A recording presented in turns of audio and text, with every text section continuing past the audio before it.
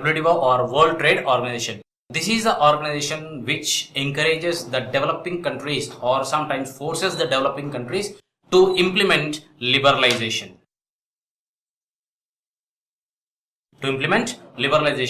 Which means a free hand of foreign trade.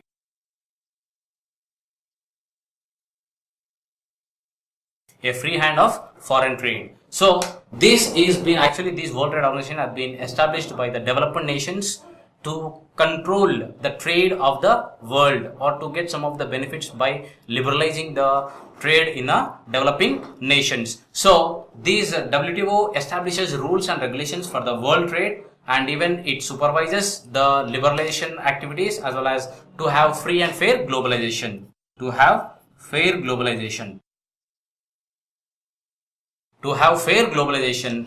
They takes different types of measures, and here nearly 150 countries are the members of WTO, World Trade Organization. Among them, even India is also one of the member, and they actually force the developing countries to remove the trade barriers and to have a free trade across the world. So these are the different types of activities done by the WTO, and actually most of the WTO policies and regulations will be in favor of the developed nations when compared in contrast with the developing nations. So most of the developing nations are fighting for the sake of a free and fair globalization. So this free and fair globalization need to be a part of the globalization measures, because if there is no free and fair globalization, then there is no point in liberalizing the trade barriers by many of the developing nations, because developing nations require more and more support from the WTO for developing themselves and to become a developed nations and to have a perfect and planned economical developed trade in their own countries. Okay, so even it is a part of people also, where common people also can fight for the sake of the fair globalization. Nowadays, even many of the countries, developing nations need to come together, 2 or more countries need to come together and fight for their common interest with the WTO for having a fair globalization. Next topic what we have is impact of globalization in India.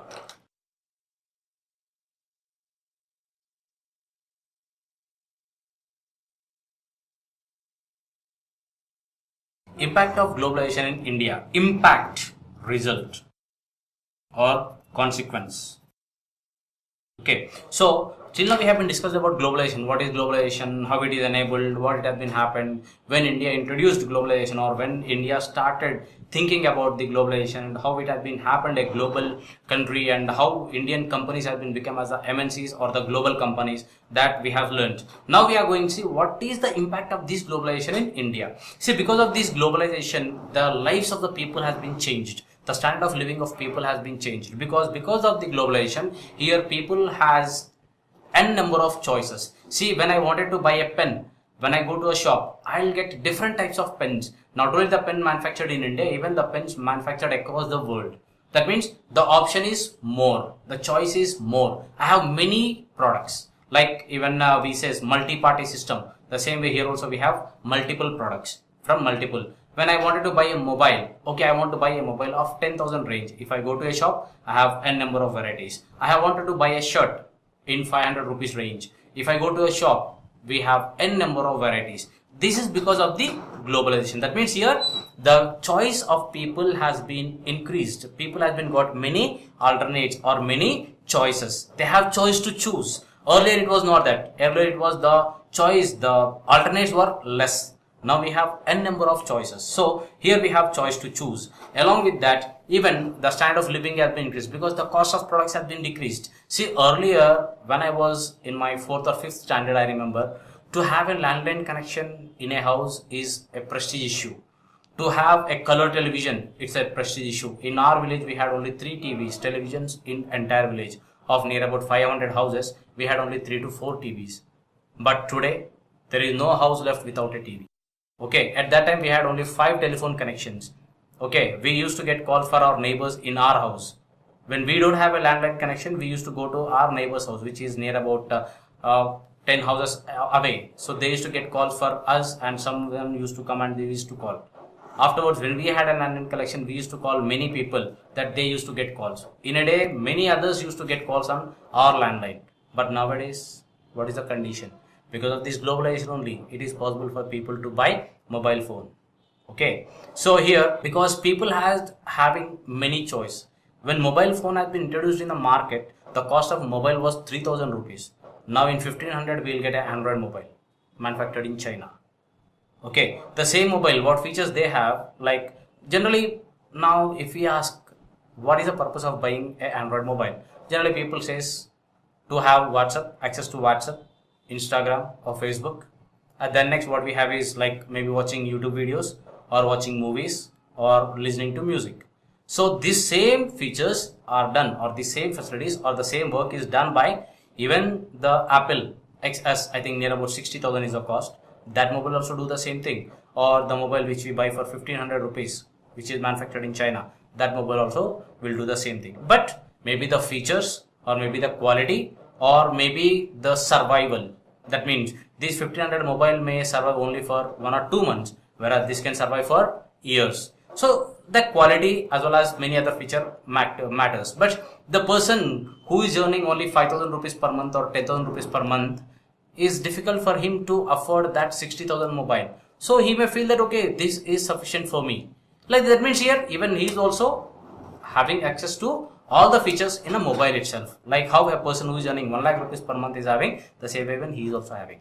This is because of the globalization. Is it clear? So like just we have many advantages with this globalization. N number of products, different types of qualities, different types of quantities, everything has been introduced in our country.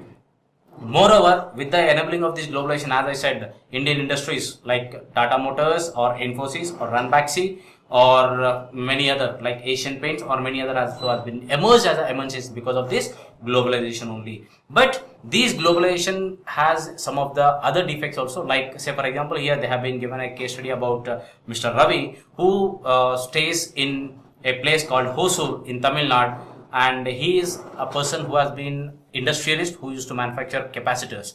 Okay, generally these capacitors will be using in tube lights as well as electronic like computers, VCDs, VCRs or many other things. Capacitors will be used in almost all the electronic items. But with this globalization, what is happening? He is manufacturing the capacitors, and within very 2 or 3 years of time period, he has been emerged into some of the big company where he can hire 20 people. He can provide employment for 20 people. But with the enabling of the globalization, the competition increasing as well as the manufacturing of different types of products where there is no capacitors. Instead of capacitors, they are having transistors in that. Like that, technological development has been made him to calm down the production as well as many other problems also. So government need to take care about this type of small scale industrialists as well as small scale producers, and globalization mostly enables or gives more and more benefits for the well-off people, whereas even it need to take care of the people from the poor background as well as the middle class as well as the low income people also, that also need to be taken care by the government. And the people like this Ravi, even he says that his friends in Hyderabad and Tamil Nadu, Chennai, even they have been shut down their companies and they started with some other business also.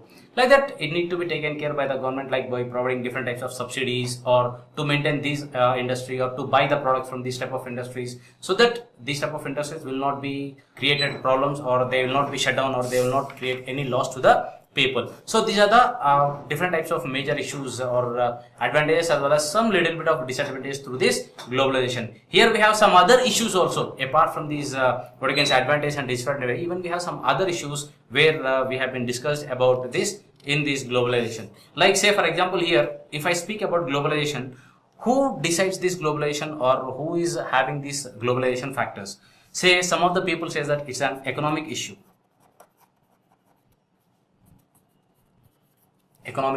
Some of the people say that it's a political issue.